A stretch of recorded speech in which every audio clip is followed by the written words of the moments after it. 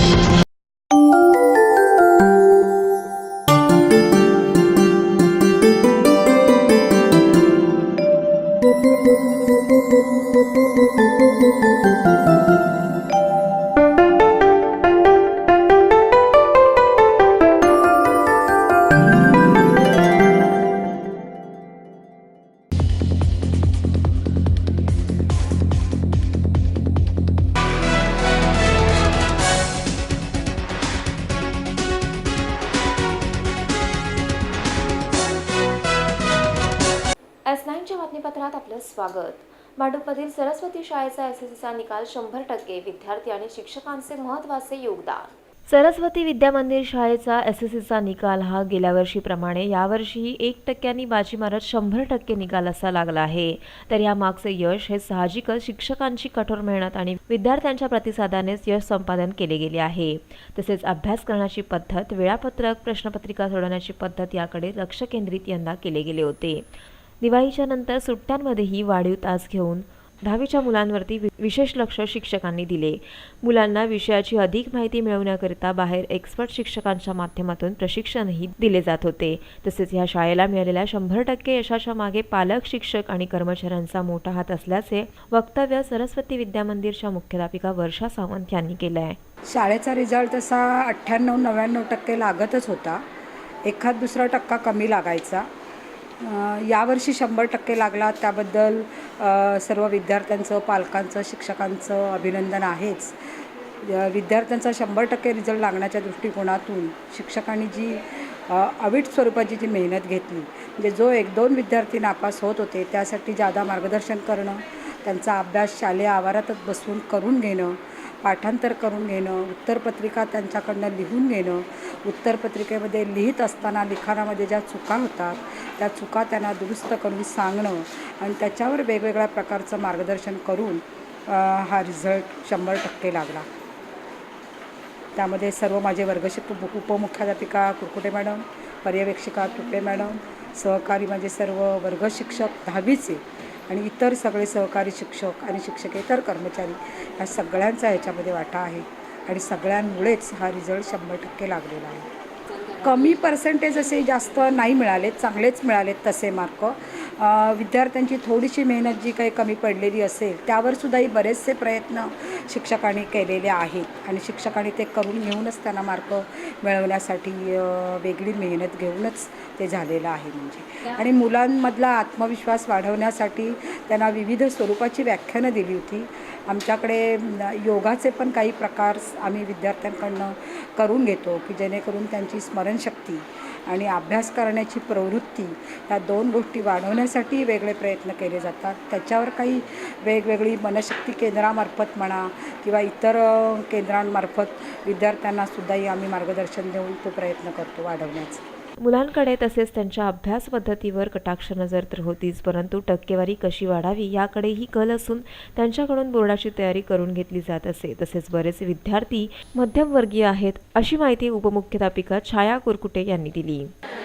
10वीचा निकाल जो 100% लागतो त्याच्यामागे अजून एक शिक्षकांचं फार मोठी मेहनत असते की आमचे जे विद्यार्थी आहेत ते सगळे स्लम एरियातले, आजूबाजूची वस्ती जर बघितलात तर असे पालक आहेत की ज्यांना आपला मुलगा इयत्तेत कुठल्या शिकतोय ते माहिती आहे पण तुकडी कोणती ती माहिती नाही आहे. ते पालक जेव्हा येतात, पालक सभा आम्ही आता जूनमध्ये 16 जूनला शाळा सुरू झाल्यानंतर आम्ही पालक सभा घेतल्या. ठराविक पालक येतात, जे पाहिजेत ते पालक येतच नाहीत, पण त्या पालकांपर्यंत पोचणं, त्या विद्यार्थ्याच्या घरापर्यंत जाऊन त्या विद्यार्थ्याला इथे घेऊन येणं, कधीकधी विद्यार्थ्यांची उपस्थिती पण नसते. मग त्या विद्यार्थ्यांना शाळेबद्दलचं आकर्षण किंवा शाळेबद्दलचं प्रेम कसं वाढेल याबाबत त्यांना मार्गदर्शन करणं इथपर्यंत आम्ही जाऊन पोचतो. अगदी डक लाईन, रमाबाई नगर, रामनगर इथपर्यंत मुलं आहेत आणि ह्या पालकांशी जास्त चांगले संबंध ठेवून त्या पालकांना बोलवून त्या विद्यार्थ्यांना वेगळं मार्गदर्शन कसं करायचं. तर एक परीक्षा झाली, एक सराव परीक्षा घेतो आम्ही. 1-1 महिन्यानंतर आम्ही 20-20 मार्काची एक सराव परीक्षा प्रत्येक विषयाची घेतो. त्याच्यामध्ये जे कच्चे विद्यार्थी येतील, कमी मार्क्स पडलेले, त्या विद्यार्थ्यांना 12:30 नंतर आम्ही वेगळं बसवतो. त्यांच्याकडून त्या विषयाचं वेगळा अभ्यास देऊन त्यांच्याकडून तो विषय पूर्ण करून घेतो. त्यामुळे असं करत करत दिवाळीमध्ये स्वयंअध्ययन सुरू करतो की त्या स्वयंअध्ययनामध्ये 2 वाजल्यापासून 7 वाजेपर्यंत जवळजवळ 6:30पर्यंत विद्यार्थी आमच्या ताब्यात असतो. त्यामध्ये सुद्धा त्यांना जो काय भाग पर्सेंटेज वाढवण्यासाठी द्यायचा आहे तो भाग दिला जातो. त्यात 3 गट केले जातात, अ, ब, क. अ गटाच्या विद्यार्थ्यांकडे जास्तीत जास्त पर्सेंटेज कसे वाढतील इकडे लक्ष दिलं जातं आणि ब, क गटाकडे पासिंग होऊन त्या टप्प्यापर्यंत मुलं कशी येतील इकडे लक्ष दिलं जातं. त्यामुळे हा 100% निकाल लागतो. ह्याच्यामध्ये सगळे विद्यार्थी पण तेवढे आहेत, त्यांचे पालक पण तेवढे मार्गदर्शन करणारे आहेत. पालकांचा पण आम्हाला जास्तीत जास्त सहभाग चांगला मिळतो. काही पालक नसले आम्हाला सहभागी तरीसुद्धा आम्ही त्यांच्यापर्यंत पोचण्याचा प्रयत्न करतो. शिक्षक माझे जास्त चांगले कष्ट घेणारे प्रयत्न करणारे आहेत. वेगवेगळे व्याख्यानं आम्ही त्यांना देतो आणि त्या व्याख्यानामार्फत त्यांनी पेपर कसे लिहावेत, पेपर येणाऱ्या परीक्षेला कसं सामोरं जावं, ह्या सगळी माहिती ह्या विद्यार्थ्यांना त्या वेळेला दिली जाते. व्हिडिओ जर्नलिस्ट योगेश मावडेसह प्रियांका कांबळे, S9 न्यूज, मुंबई. ठाण्यातील नौपाडा सरस्वती शाळेजवळ सिमेंट वाहून येणाऱ्या ट्रकमुळे रस्त्याचे खच्चीकरण, पालिका ठेकेदारांच्या कामकाजाचा निकृष्ट दर्जा उघड. नौपाडा सरस्वती शाळेजवळ कन्स्ट्रक्शनच्या कामाकरिता सिमेंट घेऊन जात असलेल्या ट्रकचे चाक हे रस्त्यात फसले. ट्रकच्या जास्तीच्या वजनामुळे नाल्यालगतच असलेला हा डांबरी रस्ता खचलाय. या दृश्यात आपण पाहू शकतो की ट्रकचे चाक हे कशा प्रकारे रस्ता खचून त्यामध्ये अडकले आहे. रस्ता खच्चीकरणामुळे निर्माण झालेल्या खड्ड्यात ट्रकचे चाक फसले असून या तिरक्या झालेल्या ट्रकला बांबूचा आधार देण्यात आला आहे. ठाणे महानगरपालिकेच्या अतिक्रमण विभाग आणि वाहतूक पोलिसांनी घटनास्थळी दखल घेऊन ट्रकची पाहणी केली. तर दुपारी 1च्या सुमारास ही घटना घडली असून त्या डांबरी रस्त्याच्या मधोमध रस्ता खच्चीकरणामुळे एक प्रकारची पोकळीच निर्माण झाली आहे. उपस्थित पोलीस अधिकाऱ्यांनी या घटनेची माहिती S9शी बोलताना दिली आहे. कारण 1 वाजेची घटना आहे. तर हा ट्रक सिमेंट घेऊन आलेला होता आणि हे गटाराचं हे नाला गेलेलं आहे, नाला काढलेला आहे, पाणी काढलेलं आहे. तर हे नाल्यावरून गटारवरून जेव्हा पास झाला तर त्यावेळेला त्याच्या बाजूला जे डांबरी रस्ता केलेला आहे त्याच्या वजनामुळे तो थोडासा मागचा टायर खसून गेला आहे आणि त्यामध्ये सिमेंट आहे. रस्त्याच्या खच्चीकरणामुळे ठाणे महानगरपालिकेच्या कंत्राटदाराने कशाप्रकारे रस्त्याचे डांबरीकरण केले, त्याचबरोबर कोणत्या दर्जाची सामग्री येथे वापरली असावी हे या दृश्यातूनच लक्षात येत आहे. रस्ता दुरुस्तीकरिता ठाणे महानगरपालिका लाखो कोट्यावधी रुपये खर्च करून ठेकेदारांकडे काम सोपवते. मात्र ठेकेदार कितपत जागरूकतेने आणि तत्परतेने रस्त्याचे काम करतात हे सद्यस्थितीवरून दिसून येत आहे. Sarika Salunkhe, S9 news, Thane. S9च्या बातमीपत्रात वेळ झाली अल्पशा विश्रांतीची.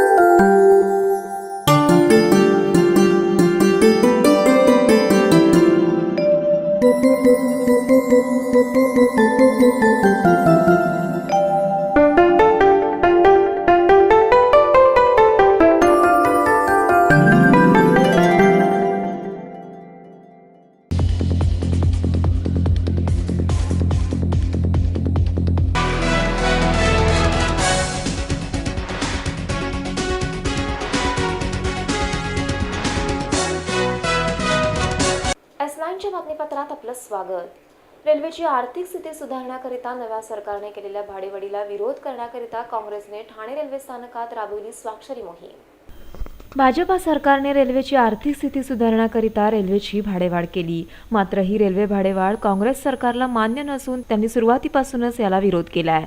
रेल रोको, फुकट रेल्वे प्रवास घंटानाद केल्यानंतर आज पुन्हा ठाणे रेल्वे स्थानकात काँग्रेसने स्वाक्षरी मोहीम राबवली. या स्वाक्षरी मोहिमेस काँग्रेस ठाणे शहर अध्यक्ष बाळकृष्ण पुर्णेकर, ज्येष्ठ नेते सुभाष कानडे यांसह इतर मान्यवरांच्या उपस्थितीत हा उपक्रम ठाणे रेल्वे स्थानकाच्या फलाट क्रमांक 1 जवळ राबविला गेला. यावेळी काँग्रेस कार्यकर्ते हे प्रवाशांना स्वाक्षरी मोहिमेत सहभागी होण्यास आवाहन करीत होते. या रेल्वे भाडेवाढीला काँग्रेसचा विरोध हा सुरुवातीपासूनच आहे आणि जोपर्यंत ही दरवाढ मागे घेतली जात नाही तोवर हा कायम राहील, असे काँग्रेस ठाणे शहर अध्यक्ष बाळकृष्ण पुर्णेकर यांनी म्हटलंय. प्रयत्न आहे की केंद्र सरकारने म्हणजे ठाणे मुंबईचे खासदार दिल्लीला गेले, रेल्वे मंत्र्यांना भेटले आणि संपूर्ण मुंबई ठाण्यामध्ये बॅनर लागले की दिलासा मिळाला. किती लोकांना दिलासा मिळाला? 20% लोकांना दिलासा मिळाला. जवळजवळ 1 करोड लोक ठाणे मुंबईतील रेल्वेमध्ये प्रवास करतात, लोकलमध्ये प्रवास करतात. यातील 20% तिकीट धारकांनाच फक्त दिलासा मिळालेला, 80% पास धारकांना दिलासा मिळालेला नाही. आमचं म्हणणं आहे की संपूर्णपणे 100% दिलासा मिळवा आणि बॅनर लावा आणि मिरवा की आम्ही चांगलं केलं, आभार माना. परंतु अशा पद्धतीने लोकांना फसवणं, लोकांची दिशाभूल करणं हे चालणार नाही आणि हे चालू देणार नाही.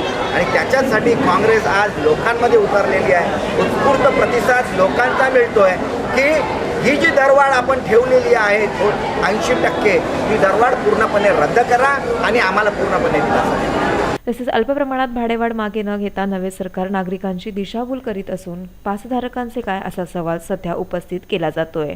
नागरिकांसह काँग्रेस नेत्यांनीही या फलकावर स्वाक्षरी करीत आपला विरोध दर्शविला. Sarika Salunkhe, S9 news Thane. Nahur railway स्थानकाबाहेरील फुटपाथची दुरावस्था, प्रवाशांना सहन करावा लागतोय त्रास. सरकारने रस्ता रुंदीकरण व जागोजागी पडलेले खड्डे भरून काढण्याकरिता कोट्यावधी रुपये कंत्राटदारांना दिले असता त्यावर अद्यापही कार्यप्रणाली झाल्याचे दिसून येत नाहीये. तर नाहूर रेल्वे स्थानकालगतच्या प्रवाशांच्या येण्या जाण्याच्या फुटपाथची दुरावस्था झाली आहे. रस्ता रुंद नसून संपूर्ण रस्त्याच्या लाद्या निघून खड्डे पडले असून रस्ता विस्कळीत झाला आहे. पहिल्या पावसातच खड्ड्यामध्ये पाणी भरून पुरेशी जागा नसल्याने पाणी तुंबून शाळकरी मुले, महिला, पुरुष प्रवाशांना ह्याचा त्रास होत आहे. मार्ग न दिसल्यामुळे काही अपघातही येथे घडून आल्याचे तेथील प्रवाशांनी सांगितले आहे. व गेल्या काही दिवसापासून ह्या रस्त्याचे काम झालेले नाही व कोणी पालिका अधिकारीही पाहणी करण्यास आलेले नाही. तर रेल्वे स्टेशन लगतच्या ह्या रस्त्याकडे दुर्लक्ष केलं जात असल्याची माहिती तेथील नागरिक तानाजी किसन शिवे यांनी दिली. अजून कोण आलेच नाही. लोक अशीच इकडून तिकडून जातात. इथं येण्याची लोक भरपूर कमी झाली पाण्याच्या दुर्दैवी घटनेमुळे. तर त्याची दखल त्यांनी महानगरपालिकेने ताबडतोब घ्यावी अशी आमची विनंती आहे.